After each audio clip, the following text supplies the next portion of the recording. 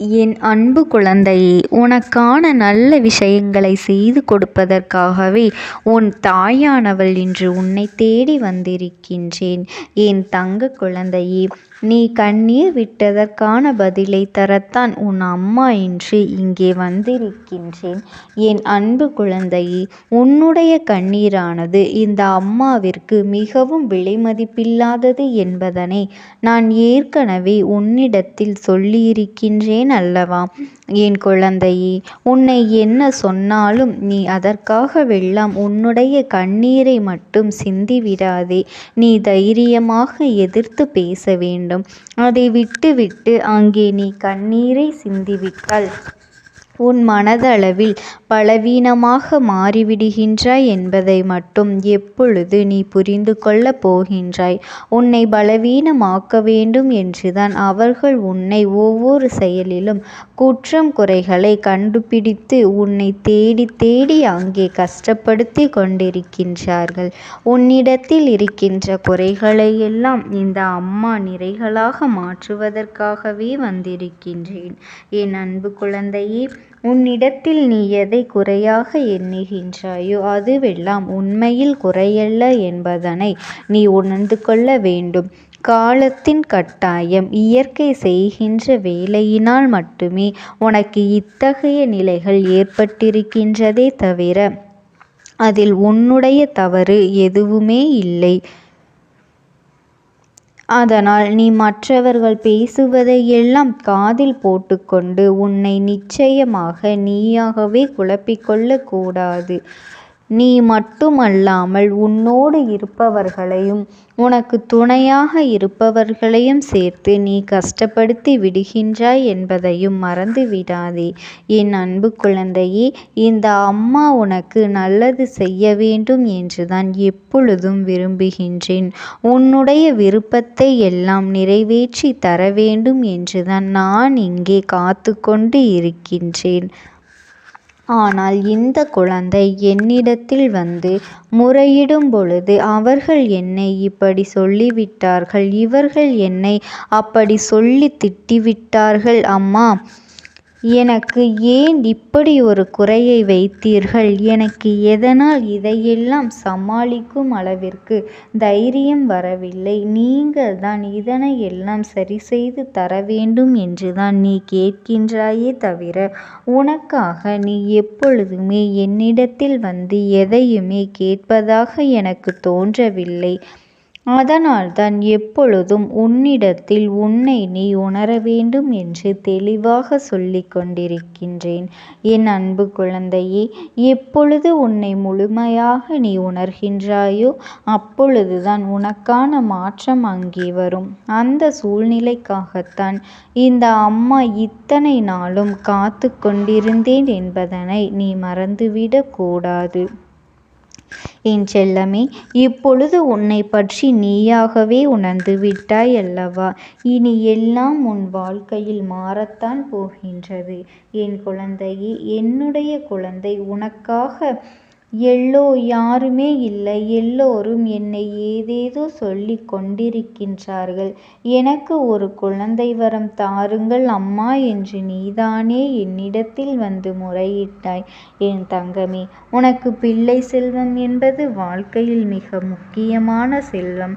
அதை நீ மற்றவர்கள் சொல்வதற்காக வேண்டும் என்று நினைக்காதே. உனக்கே அந்த செல்வம் வாழ்க்கையில் மிகவும் அவசியமான ஒன்று என்பதனை இப்பொழுது நீ உணர்ந்துவிட்டாய் அல்லவா? இப்பொழுது அம்மா, எனக்கு ஒரு வாரிசு கொடுங்கள் என்று என்னிடத்தில் கேட்கின்றாய் அல்லவா? இப்பொழுதுதான் நீ அதற்கு தகுதியாக இருக்கின்றாய் என்பதனை நானே உணர்ந்து கொண்டேன். என் குழந்தையே, உனக்கு நிச்சயமாக ஒரு குழந்தை வரத்தை நான் கொடுக்கத்தான் போகின்றேன். அதற்காகவெல்லாம் நீ கலங்கி நிற்க வேண்டாம். உனக்கு முருகனைப் போல அழகான குழந்தை ஒன்று நிச்சயமாக பிறக்கத்தான் போகின்றது. அதனால் நீ எதற்காகவும் கலங்க வேண்டாம்.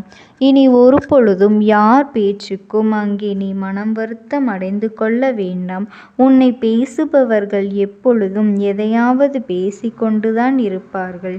இப்பொழுது உன்னை பற்றி பேசுவார்கள் என்றால் நாளை இன்னொருவரை பற்றி அவர்கள் பேசிக்கொண்டு இருப்பார்கள்.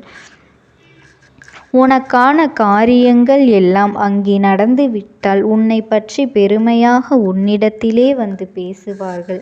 அதனால் இன்று இவர்கள் பேசுகின்ற வார்த்தைகளுக்கெல்லாம் நீ ஒரு பொழுதும் இடம் கொடுக்காதே. அவர்களுக்கு இதுதான் முதன்மையான வேலையாக இருக்கின்றது.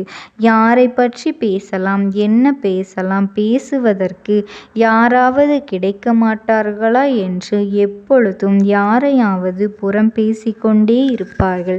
அப்படிப்பட்டவர்களை எல்லாம் நீ வாழ்க்கையில் முக்கியத்துவம் கொடுத்து உன்னுடைய மனதினை நீ தளர வைத்து கொன்று விடாதே. எப்பொழுதெல்லாம் நீ இவர்களுக்கு உன்னுடைய வாழ்க்கையில் முக்கியத்துவத்தை கொடுக்கின்றாயோ அப்பொழுதே உன் வாழ்க்கையில் அவர்கள் எல்லாம் பெரிய மனிதர்கள் போல தீர்ப்புகளை சொல்லிவிடுவதற்கு தானாகவே ஓடி வந்து விடுகின்றார்கள். உன்னை பற்றி பேசுவதற்கெல்லாம் அங்கே அவர்களுக்கு தகுதி இல்லை என்பதனை நீ மறந்துவிடக் கூடாது. என் குழந்தையே, செல்வம், குழந்தை செல்வம் என்பது ஒரு குறையல்ல. ஆனால் அதனை அவர்கள் ஒரு குறையாக அங்கே உன்னிடத்தில் பேசி உனக்கு பல பெயர்களை அல்லவா சூட்டி வைத்து விடுகின்றார்கள். என் குழந்தையின் மனம் படும்பாடு ஒரு அம்மாவாகிய நான் அறியாமல் இல்லை.